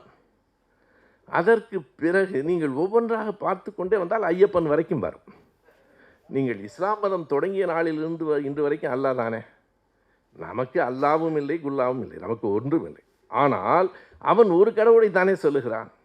கிறிஸ்தவர்கள் தேவதேவன் என்று தானே சொல்லுகிறார்கள். ஆனால் நீ ஏன் கடவுளையே மாற்றிக்கொண்டிருக்கிறாய்? அதை அவர் சொல்லுகிறார். நீங்கள் எண்ணி பார்த்தால் இந்திரன், வாயு, சோமன், அக்னி இவையெல்லாம் வேறொன்றுமல்ல, இயற்கையின் வேறு வேறு பெயர்கள். நிலம், வானம், காற்று, மழை, அவ்வளவுதான். இதை ஏன் கடவுளாய் எண்ணினான்? விளங்கவில்லை, என்ன என்று புரியவில்லை. திடீரென்று உலகம் இருள்கிறது, பிறகு விடுகிறது, சட்டென்று மழை கொட்டுகிறது, வெயில் எரிக்கிறது. இவைகளையெல்லாம் புரிந்து கொள்ளுகிற அளவுக்கு அறிவியல் வரவில்லை. இன்றைக்கும் அறிவியல் முழுமையாக எல்லாவற்றையும் சொல்லிவிட்டதா? நாம் கற்றிருப்பது கையளவு கூட இல்லை. கையளவு என்பது கூட ஒரு பொருத்தமாக சொல்ல வேண்டும் என்பதற்காக கையளவு கூட இல்லை. கடல் அளவுக்கு மேலாக அறியாதவை தான் இருக்கின்றன. எனவே என்ன என்று தெரியாத போது, இடி இடிக்கிற போது அச்சம் வரும் தானே. திடீரென்று வானத்திலே ஒரு சத்தம் கேட்கிறது, அச்சம் வரும். அன்றைக்கு வந்தால் பொருள் உண்டு, இன்றைக்கும் ஏன் வருகிறது? இப்போது இடி என்றால் என்ன என்று நமக்கு தெரியும் தானே. தெரிந்த பிறகும் இப்போதும் விளக்கு தட்டி ஒன்றை ஏன் கும்பிடுகிறாய்? ஒரு பழக்கம் காரணமாக. அதுலேயும் நம்மவர்கள் அந்த வழிபடுவதற்கு பல எளிதான வழிகள் இருக்குது. போகும்போதே எந்திரிச்சு ஒரு சல்யூட் போட்டு போயிடறான். நின்று கும்பிடணுங்கிறது இல்லை, எப்படி வேணாலும் கும்பிட்டுக்கலாம். கேட்டால் எங்கள் மதம் தாராள மதம் என்று சொல்லுவது எதற்கென்றால், நீ கடவுளே இல்லை என்றவன் சொல்லுகிறான், அவனை எங்காடுதான். ஜாபாலி சொல்லவில்லையா ராமாயணத்தில்? அந்த மன்னனினுடைய அரசவையிலேயே ஒரு அமைச்சன் இருந்தான், அவன் கடவுள் இல்லை என்று தான் சொன்னான். கடவுள் இல்லை என்று சொல்லுகிறான், அவன் எங்காடு எங்கே இருந்துட்டு கடவுள் இல்லைன்னு சொல்லலாம். அம்பேத்கர் தான் மிகச் சரியாக எழுதுவார், நீங்கள் மற்ற மதமெல்லாம் ஏன் தொழுகைக்கு வரவில்லை என்று கேட்கிறது, ஏன் ஞாயிற்றுக்கிழமை மத கோயிலுக்கு வரவில்லை என்று கேட்கிறது. இந்து மதம் அப்படி கேட்கவில்லை. எவ்வளவு தாராளமான மதம் என்று கருதுகிறீர்களா? சாதியில் கை வைத்து பாருங்கள், இந்து மதம் எவ்வளவு கொடுமையானது என்று தெரியும். பள்ளிக்கரணையில் வெட்டினார்கள் இல்லையா? பட்டுக்கோட்டைக்கு அருகில் கொலை செய்த பெற்றவர்கள் பிள்ளைகளை கொலை செய்கிறார்கள். நீங்கள் கவனத்தில் கொள்ள வேண்டும். பெற்றவர்கள் பிள்ளைகளை கொலை செய்கிறார்கள் என்றால், நாம் பெற்று வளர்த்த பிள்ளையை விட சாதி பெரியதென்று நினைக்க வைத்திருக்கிற மதம். நீங்கள் கடவுள் நம்பிக்கை இல்லாதவனாக இருக்கலாம், கோயிலுக்கு போகாதவனாக இருக்கலாம், வேறு சாதியில் திருமணம் செய்யக்கூடாது. அதுவும் பட்டியல் இனத்தில் சார்ந்த ஒருவனை இங்கே இருக்கிற பெண் திருமணம் செய்யக்கூடாது. நீங்கள் இங்கே இருக்கிற ஆண் அங்கே இருக்கிற பெண்ணை கூட திருமணம் செய்யலாம். இதற்கெல்லாம் நம்முடைய அக்னிஹோத்திரம் தாத்தாச்சாரியார் இதற்கெல்லாம் என்ன பெயர் என்றே விரிவாக எழுதியிருக்கிறார். அவர்களே சொன்னாலும் ஏற்க மாட்டார்கள். அவர்களே தான் என்றாலும் பெரியாரை பற்றி பாடினால் விருது கொடுக்கக்கூடாது என்கிறார்கள் இல்லையா? டி.எம். கிருஷ்ணா என்ன நம்ம வீட்டுக்கு பக்கத்து வீட்டில் பிறந்தவரா? அவள்தான். அவளாக இருந்தாலும் நேர்மையாக உண்மை பேசக்கூடாது. நீங்கள் என்ன வேண்டுமானாலும் செய்யலாம், சிந்திக்க சொன்னவர் பெரியார் என்று சொல்லலாமா? அது எவ்வளவு பெரிய ஆபத்தானது. சிந்திக்கக்கூடாது என்று காலகாலமாக சொல்லி கொண்டிருக்கிறார்கள். எனவே இந்த அடிப்படையில் அந்த வேதங்களில் வருகிற கடவுள்கள் இயற்கை வழிபாடு, வேறொன்றும் அல்ல. அது வெறும் கடவுளை வழிபடுகிறது. அதுவும் என்ன சொல்லி வழிபடுகிறது? இந்திரனே, சோமனே, வாயுவே, அக்னியே, எங்கள் எதிரிகளையெல்லாம் அழித்து விடு, இதானே? நீ எங்களுக்கு கொடு எல்லாவற்றையும், அவனை அழி. இது இரண்டு தான் அவர்களின் வழிபாடாக இருக்கிறது. நான் கேட்கிறேன், வேத வாக்கு என்கிறாயே, வேதத்தில் என்ன அப்படி தத்துவம் சொல்லியிருக்கிறார்கள்? அதில் எந்த தத்துவமும் காணப்படவில்லை என்பதை அவர்களே உணர்ந்து பிறகு உபநிடதங்களை கொண்டு வந்தார்கள். அந்த உபனிஷத் என்பது தான் உள்ளே தத்துவம் இருப்பது போன்ற ஒரு முயற்சி. வேதங்களில் அப்படியெல்லாம் ஒன்றும் இல்லை. அந்த வேதத்தை பற்றிய செய்திகள். பிறகு இந்த ரிக், யஜூர், சாம, அதர்வன வேதம் என்பது ஒரு மந்திரவாதியின் வேலை. அதர்வன வேதத்துக்கும் கடவுளுக்கும் எந்த தொடர்பும் இல்லை. ஒரு வீட்டில் இப்போதும் கூட நீங்கள் வேறு ஒன்றுமே செய்ய வேண்டாம். ஒருவர் வீட்டில் போய் அவர் வீடு பூட்டி இருக்கும்போது அவர் பார்க்க போயிருப்பீங்க, அவர் இல்லை. சரி, கொடுத்து வரலாமேன்னு உங்கள் வீட்டில் காய்ச்ச எலுமிச்சம்பழத்தை ஒரு 4 வச்சுட்டு வந்துடுங்க. கதவு திறக்கவே பயப்படுவான் நம்ம ஆள். உண்மையா இல்லையா? எலுமிச்சம்பழம் வச்சுட்டு போயிருக்கான். ஆடா, எலுமிச்சம்பழம் பக்கத்து வீட்டுக்காரங்க கொண்டாந்து ஒரு அன்பாக கொடுத்துருக்குறான்டா. இதுதான் அதர்வன வேதத்தின் தொடக்கம். அடுத்தவனை கெடுப்பதற்கு என்னவெல்லாம் செய்யலாம் என்று சொல்லுவது அதர்வன வேதம். இதையெல்லாம் கால்டுவெல் சொல்கிறாரே, அவரை இவர்கள் எப்படி எதிர்க்காமல் இருப்பார்கள்? இதுதான் அடிப்படை. நீங்கள் கால்டுவெல்லும் மெக்காலையும் ஏன் எதிர்க்கப்படுகிறார்கள்? திரும்ப திரும்ப என்ன சொல்வார்கள் என்றால், அவர் ஆங்கிலேய மொழியை புகழ்ந்து நம் மொழியையெல்லாம் குறை சொல்லிவிட்டார். நம் மொழியை எல்லாம் என்றால் தமிழை, மலையாளத்தை அல்ல. அவர் உன் சமஸ்கிருதத்தையும் அரபி மொழியையும் குறைத்து சொன்னார் என்கிற ஒரே காரணத்துக்காக திரும்ப திரும்ப அவர்கள் எதிர்க்கப்படுகிறார்கள். இப்போது நான் இன்றைய காலகட்டத்துக்கும் வருகிறேன். அவர்களை எதிர்க்கிறவர்கள் எல்லோரும் பார்ப்பனர்களா? இல்லை. நம்மவர்களே பலர் எதிர்க்கிறார்கள். அவர்களில் 2 வகை உண்டு. ஒரு வகையினர் பார்ப்பனர்களுக்கு மறைமுகமாகவோ நேரடியாகவோ அடிமைகளாக இருக்கிறவர்கள். இன்னொரு வகையினர் அறியாமையால் எதிர்க்கிறவர்கள். அந்த அறியாமை எதன்பாற்பட்டது என்றால், திராவிடம் என்பது தமிழுக்கு எதிரானது, திராவிடம் தமிழின் முகத்தை அடிக்கிறது, ஏன் எங்களை தமிழர்கள் என்று சொல்லாமல் திராவிடர்கள் என்று சொல்லுகிறீர்கள்? இதுதான். அது நம் நண்பர்களிடமும் இருக்கிறது என்பதற்காக சொல்லுகிறேன். இன்றைக்கு திருநெல்வேலியில் இருக்கிற ஐயா குமார சுப்பிரமணியம் அவர்கள் எனக்கு ஒரு நீண்ட கட்டுரை அனுப்பியிருக்கிறார். மிக அருமையான கட்டுரை. அது எதற்கான மறுப்பு என்றால், தென்மொழியில் வந்திருக்கிற ஒரு கட்டுரைக்கு மறுப்பு.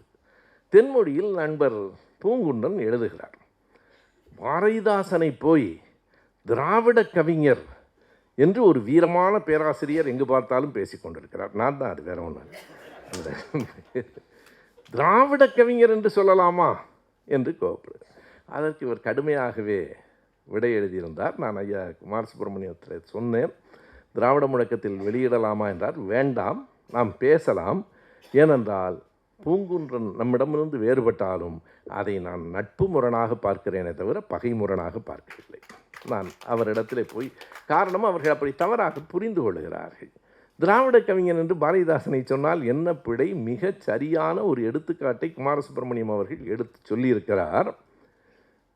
1953 அண்ணல் தங்கு அவர்கள் வேலூரிலே ஒரு பெரிய மாநாடு நடத்துகிறார். அவர் ஆண்டுதோறும் நடத்துவார். அவரும் பாரதிதாசனும் மிக நெருக்கமான நண்பர்கள். பல மாநாடுகளில் புரட்சி கவிஞர் பாரதிதாசன் கலந்து கொண்டிருக்கிறார். அது 1953 நடந்த அந்த விழா. அதில் நாவலர் சோமசுந்தர பாரதியார் பேசுகிறார். இதற்கான சான்று எங்கே இருக்கிறது? அண்ணல் தங்கோவின் வரலாற்றை அவருடைய பேரன் அருள் செல்வன் எழுதியிருக்கிறார். அந்த புத்தகத்தில் இருக்கிறது. அந்த புத்தகத்தினுடைய அந்த பக்கம் நம்மிடத்தில் இருக்கிறது. அப்போது நாவலர் சோமசுந்தர பாரதியார் என்ன சொல்லுகிறார்? நாமெல்லாம் தமிழர்கள், திராவிடர்கள் இல்லை, திராவிடன் என்று யாரும் பேசக்கூடாது என்று சொன்ன உடனே கோபப்பட்டு பாரதிதாசன் எழுந்து, எங்களையெல்லாம் வைத்துக்கொண்டு திராவிடம் என்று பேசக்கூடாது என்று சொன்னால் உன் நாக்கை ஒட்டு நறுக்கி விடுவேன். இதுதான் பாரதிதாசன். பாரதிதாசன் எங்கள் சிங்கராயர் மாதிரி, என்ன மாதிரி மெதுவாக பேச மாட்டார். அதாவது இயல்பாக நான் வேண்டுமானால் பொறுமையாக பதில் சொல்லுவேன். அன்றைக்கு மேடையிலேயே ஆசிரியர் சொன்னாங்க, திருநாவுக்கரசன் பல செய்திகளை வெளிப்படையாக போட்டு உடைத்த போது ஆசிரியர் சொன்னாங்க, பாரதிதாசனும் இப்படி தான், புரட்சி கவிஞர் கவிதை வரைக்கும் மிகச்சரி, மேடையில் பேசினா எவனை அடிப்பார்னு நமக்கு தெரியாதுன்னாரு. அப்போது அவர் என்ன சொல்கிறார்? ஏன்னா பேசியவர் சாதாரண ஆள் அல்ல, நாவலர் சோமசுந்தர பாரதியார் பேசுகிறார். பாரதிதாசன் சொல்லுகிறார், நீ எங்களை வைத்துக்கொண்டு திராவிடத்துக்கு எதிராக பேசினால் உன் நாக்கை ஒட்ட அறுத்து விடுவேன். அதற்கு பிறகு கூட்டம் நடக்குமா நடக்காதான்? ஏன்னா இங்கே பேச்சு கேட்க வந்தது இங்கேருந்து எந்திரிச்சு ஒரு ஆள் என் நாக்கு அறுத்துருவேன்னா யார் நாக்கு அறுப்பானோ, நமக்கு எதுக்கு இங்கே இருப்பானே. பிறகு அண்ணல் தங்கு எழுந்து சமாதானப்படுத்துகிறார். அப்படி இல்லை, இது சரியாது, இது வெறும் நட்பு முரண்தான் என்று சொல்லி சமாதானப்படுத்திய செய்தி அண்ணல் தங்கோவின் வாழ்க்கை வரலாற்றில் இருக்கிறது. எதற்கென்றால் புரட்சி கவிஞரை திராவிட கவிஞர் என்று நான் சொல்லுவதற்காக கோபப்படுகிற அருமை நண்பர் பூங்குன்றன் பாரதிதாசனே சொல்லியிருக்கிறாரே, என்ன செய்ய போகிறார்? நான் தான் திராவிடன் என்று நவில்கையில் தேன் தான் நாவலாம் வான்தான் என்புகள். இது பாரதிதாசன் பாட்டு. எடுத்துடலாமா புத்தகத்திலேருந்து? கடைசி வரைக்கும் திராவிட இயக்க உணர்வோடு இருந்தவர் பாரதிதாசன். அதுதான் உண்மை. மணியரசனுக்கு பிடிக்கலைங்கிறதுக்காக நம்ம அதை மாற்ற முடியாது. மணியரசனுக்கு பிடிக்கலையா, பக்கத்தில் இருக்க வெங்கட்ராமனுக்கு பிடிக்கலையான்னு எனக்கு தெரியாது. ஆனால் அதற்காக பாரதிதாசன் என்ன சொன்னார் என்பதை எப்படி நாம் மாற்ற முடியும்? நாம் 100 முறை சொல்லியிருக்கிறோம். ஒரு முறை அல்ல, இருமுறை அல்ல, 100 முறை சொல்லியிருக்கிறோம். திராவிடம் தமிழுக்கு எதிரானதல்ல. நாம் அத்தனை பேரும் மொழியால் இனத்தால் தமிழர்கள். ஆனால் சமத்துவம் என்கிற கருத்தியதால் நாம் திராவிட தமிழர்கள். தமிழர்கள் தான். தமிழன் எல்லாரும் சாதி எதிர்க்கிறானா? தமிழர்கள் எல்லாரும் இடஒதுக்கீடு வேணுங்கிறானா? தமிழர்கள் எல்லாரும் பெண் விடுதலை வேணுங்கிறானா? தமிழர்கள் எல்லாரும் பகுத்தறிவாளனா? யாருக்கெல்லாம் கடவுள் நம்பிக்கை இருக்கிறதோ, பெண்கள் சமமானவர்கள் இல்லை என்கிற எண்ணம் இருக்கிறதோ, சாதி ஏற்றத்தாழ்வு இருக்கத்தான் வேண்டும் என்ற கருத்து இருக்கிறதோ, அவர்களும் தமிழர்கள்தான். ஆனால் சாதி கூடாது என்று சொல்லுகிற, பெண்ணும் ஆணும் சமம் என்று சொல்லுகிற நாம் திராவிட தமிழர்கள். இது மணியரசனுக்கு கருவாட்டு குழம்பா தெரியுது. கருவாட்டு குழம்பு கிராமத்தில் இப்போதும் உண்டு என்பதை ஒரு நாள் அவரை அழைத்து கொண்டு போய் நான் அவருக்கு கொடுக்க வேண்டும் என்று கருதுகிறேன். இந்த கோபம் எங்கே இருந்து வருகிறது? பூங்குன்றனுக்கு வருவது திராவிடம் தமிழுக்கு எதிரானது என்ற எண்ணத்திலிருந்து வருகிறதா, அறியாமையிலிருந்து வருகிறதா தெரியவில்லை. மணியரசன் போன்றவர்களுக்கு இன்னொருத்தர் ஓங்கி பேசுவார், நான் அவரை பேசலை. ஏனென்றால் மணியரசன் படிக்கிறவர், எனவே மதித்து நான் பேசுகிறேன். சரியாக படிச்சுட்டு தப்பாக பேசுவார். அதாவது அவர்கிட்ட இருக்க ஒரு பெரிய குணம் என்னென்னா, சரியாக படிப்பார், ஆனால் தப்பாக பேசுவார். வாலாஜா வல்லவன் போல மாப்போசி அவர்களை பற்றி ஆய்வு செய்து எழுத இனி ஒருவர் பிறந்து வர வேண்டும். மாப்போசியாலேயே முடியாது. அத்தனை 60,000 பக்கத்தையும் கையில் வச்சுருக்காருங்க அவர். மாப்போசி என்ன சொன்னார்? மாப்போசி தமிழை ஏற்றார், ஆனால் ஆங்கிலத்தை எதிர்த்தார். ஆனால் சமஸ்கிருதம் என் கலாச்சாரப்படி, என் மதப்படி, என் மொழி என்று சொன்னார். நான் பாரதியாரை பற்றி ஒரு குறிப்பு சொல்லவா? சொல்லில் உயர்வு தமிழ் சொல்லே என்று சொன்னவன் தான் பாரதி. ஆனால் உரைநடையில் ஒரு இடம் இருக்கிறது, எழுத்தரவா. பாரதியார் சொல்லுகிறார், சமஸ்கிருதத்தை தேவபாஷை என்று சொல்லுகிறீர்களே என்று என்னிடம் சிலர் கோவப்படுகிறார்கள். ஆம், அப்படித்தான் சொல்வேன். மனிதர்கள் பேசுகிற எல்லா பாஷைகளுக்கும் பாஷை என்று பெயர், தெய்வ மொழியான சமஸ்கிருதத்துக்கும் பாஷை என்று பெயரா? அது தேவ பாஷை. சொன்னவர் யார்? பாரதியார். பாரதியார் அவர் எந்த நேரத்தில் அவர் ஒரு உணர்ச்சி புழம்பாக வாழ்ந்திருக்கிறார். அதை செல்லம்மாள் எழுதியிருக்கிற புத்தகத்திலேயே நான் பார்க்கிறேன். 2 நிகழ்ச்சிகளை செல்லம்மாள் எழுதுகிறார். பாரதியார் எப்படி உணர்ச்சி வயப்படுகிறவர் என்பதற்காக சொல்கிறேன். அங்கேருந்து செல்லம்மான்னு கூப்பிடுறார், அந்த அம்மா வரல. மறுபடியும் கூப்பிட்றார், வரல. அவருக்கு கோபம் தலைக்கேறுது. நான் கூப்பிடுகிறேன், நீ வரவில்லையேங்கிறார். அந்த அம்மா சொல்கிறாங்க, சாம்பார் கொதிக்குது, நான் அதை விட்டுட்டு எப்படி நீங்கள் கூப்பிட்டோன்னா வர முடியும்னு கேட்குறாங்க. ஓ, இந்த சாம்பார் தான் என் பேச்சுக்கு உன்னை அடிபணியாமல் செய்து விட்டதா அப்படின்னு சாம்பார் பானையை தூக்கி போட்டு உடைச்சிட்டார். அன்றைக்கி மத்தியானம் சாம்பார் இல்லை. நடந்தது செல்லம்மாள் எழுதியிருக்காங்க, நான் சொல்லலை. அதற்கு பிறகு என்ன செய்தார் என்பதையும் செல்லம்மாள் எழுதியிருக்காங்க. ஒரு அரை மணி நேரத்தில் திரும்ப வந்து, செல்லம்மா என்னை மன்னித்து விடு, நான் உணர்ச்சி வயப்பட்டு விட்டேன், அந்த பாரதி செத்து போய்விட்டான், இவன் நல்லவன். இதுவும் அவரே சொல்கிறார்.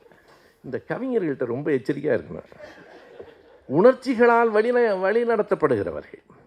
முடிவெட்டுகிற ஒரு தோடன் பாரதியார் வீட்டுக்கு வந்து அவன் பக்கத்தில் உட்காந்துடுறான், ஓங்கி அரைஞ்சிட்றார். எப்படா நீ என் பக்கத்தில் வந்து உட்காரலாம்? ஐயா, நீங்கள் தானே சமம்னு சொன்னீங்க, அது கவிதையில் எழுதுன, அதுக்காக பக்கத்தில் வந்து உட்காருவியா? அரை மணி நேரத்துக்கு பிறகு அவனை அழைத்து கொஞ்சம் அப்படி நில்லுன்னார். எதுக்குன்னு அவன் மறுபடியும் அடிக்க போகிறாரோன்னு அவனுக்கு எதுக்குன்னு அவனுக்கு தெரியல. சட்டுன்னு அவன் காலில் விழுந்துட்டார். என்னை மன்னித்துக்கொள், நான் செய்தது தவறு. காலில் விழுந்தது நல்ல குணம் என்றாலும் யார் தொடர்ந்து அறை வாங்குவது? நீங்கள் திருந்துவதற்கு உங்களுக்கு அரை மணி நேரம் ஆகலாம், அரை மணி நேரம் எனக்கு வலிக்கும் இல்லை.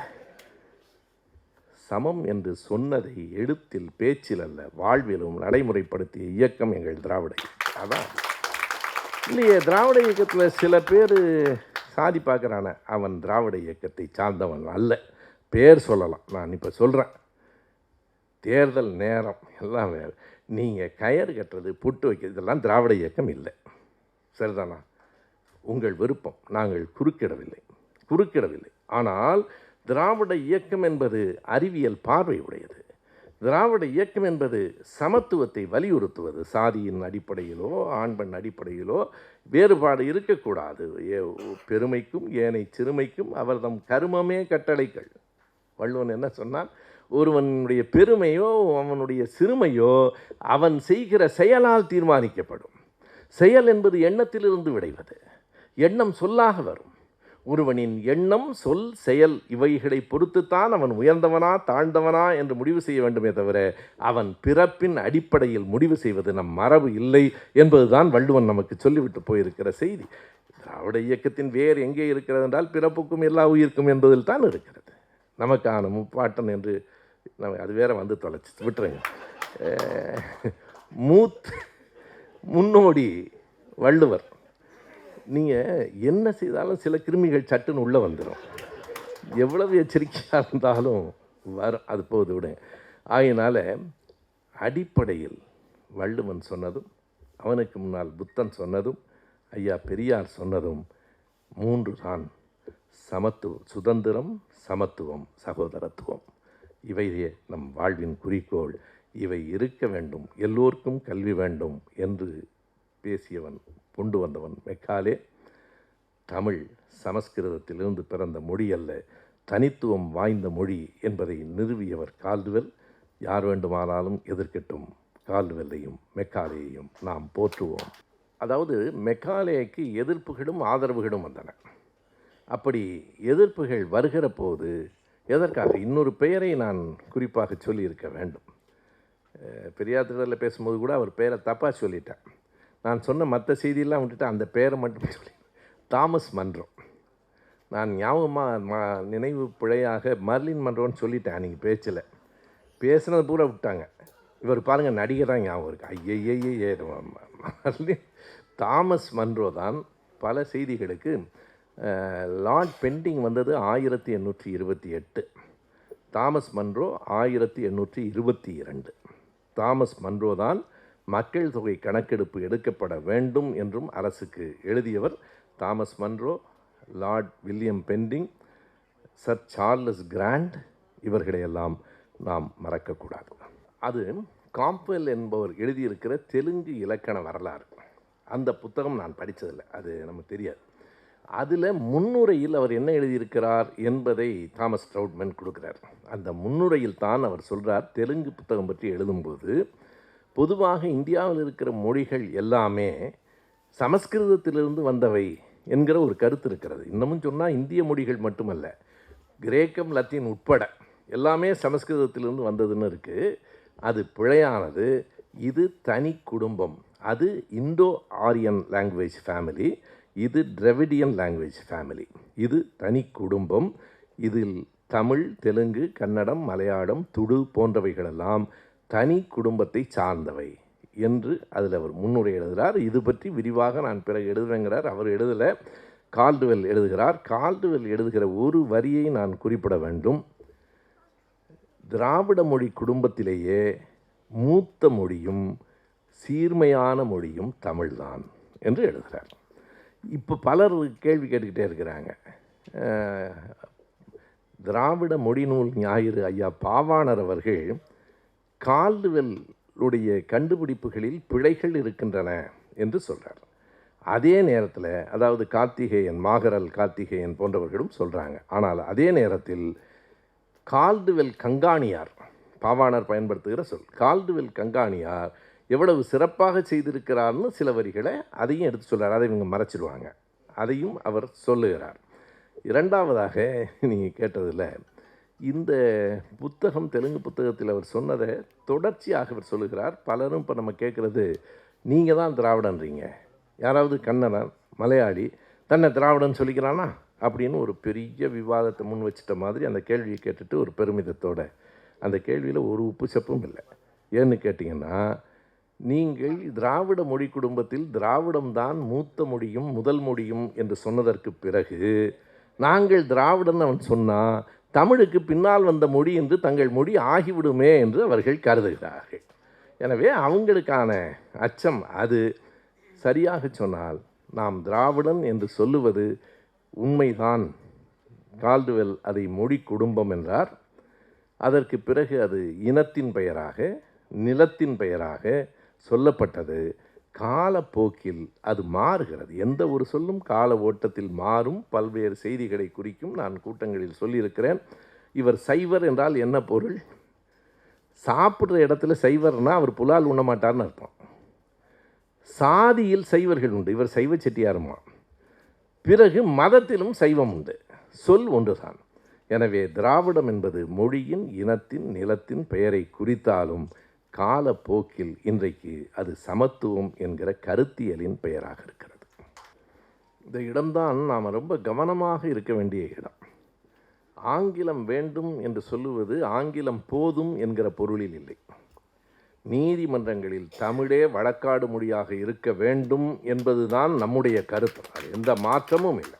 முழுக்க ஆங்கிலம் தொடர்பு மொழியாகத்தான் நம்ம சொல்கிறோம். திரும்ப திரும்ப நீங்கள் பள்ளிக்கூடங்கள் எல்லாவற்றிலும் ஆங்கில வழியிலேயே எல்லா பாடமும் இருக்கணும்னு நான் சொல்லலை. ஆனால் தாய்மொழி வழி, தமிழ் கூட நான் சொல்ல, தாய்மொழி வழி கல்வி வர வேண்டும் என்றால் அதை கீழே இருந்து மாற்றக்கூடாது, மேலே இருந்து மாற்றணும்னு நான் சொல்கிறேன். நீங்கள் 12ஆம் வகுப்பு வரைக்கும் படிச்சுட்டு கல்லூரிக்கு போகும்போது ஆங்கில வழி கல்வியில் இருந்தால் இந்த நம்ம பிள்ளைங்க போய் அங்கே வீணாக சிக்கலில் மாட்டுறாங்க. அதை விட நீங்கள் முதல்ல மேலேருந்து மாற்றிட்டு வாங்க. இயல்பாக அது கீழே இருந்து தமிழ் வழி கல்வியில் படிப்போம். அப்படி படிப்பதற்கு முன்பு தமிழ் வழியில் எல்லா அறிவியல், சட்ட, மருத்துவ நூல்களும் கொண்டு வரப்பட வேண்டும். அது ஒரு முன் நிபந்தனை. அது இல்லாமல் நீங்கள் தமிழ் வழி கல்வி என்பது பொருந்தாது. இன்னமும் சொன்னால் தாய்மொழி வழி கல்விதான் அறிவியல் படி சரியானது. ஆனால் அதற்கு இன்னமும் கூட நாம் போதுமான அளவுக்கு நூல்களை உருவாக்கவில்லை என்கிற குறை இருக்கிறது. எப்படி இருந்தாலும் ஆங்கில கல்வியை, ஆங்கில வழிக்கல்வி நான் சொல்லலை, ஆங்கில கல்வியை ஒரு நாளும் நாம் கைவிட்டு விட கூடாது.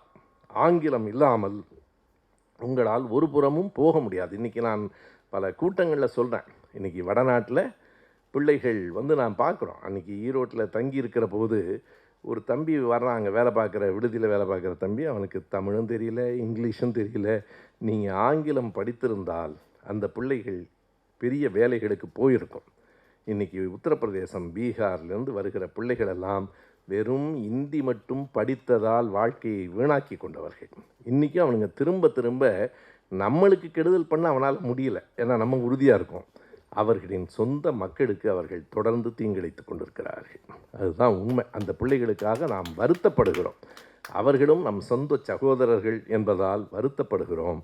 அந்த பிள்ளைகளெல்லாம் இதை போலோபாய் பட்டேல், குஜராத்தில் பட்டேல் கலவரம் நடந்தபோது போலோபாய் பட்டேல் சொல்கிறார், எங்கள் சமூகம் பொருளாதாரத்தில் வளர்ந்த சமூகம்தான், ஆனால் இன்றைக்கு உலக அளவில் பின்தங்கி இருப்பதற்கு காரணம் நாங்கள் குஜராத்தியும் இந்தியும் மட்டும் கற்றுக்கொண்டு ஆங்கிலமே கற்றுக்கொள்ளாமல் விட்டதால் தான் எங்கள் சமூகம் பின்தங்கி விட்டது என்கிறார். தாய்மொழியையும் ஆங்கிலத்தையும் கற்றுக்கொண்டதால் தான் நம் தமிழ் சமூகம் இன்றைக்கு முன்னேறி இருக்கிறது. அதே நேரத்தில் வெறும் ஆங்கிலம் போதும், தமிழே வேண்டாம் என்கிற முடிவுக்கு நாம் வந்துவிடக்கூடாது. எல்லா இடங்களிலும் தமிழ் வேண்டும். எல்லோருக்கும் ஆங்கிலம் தெரிந்திருக்க வேண்டும். நன்றி, வணக்கம்.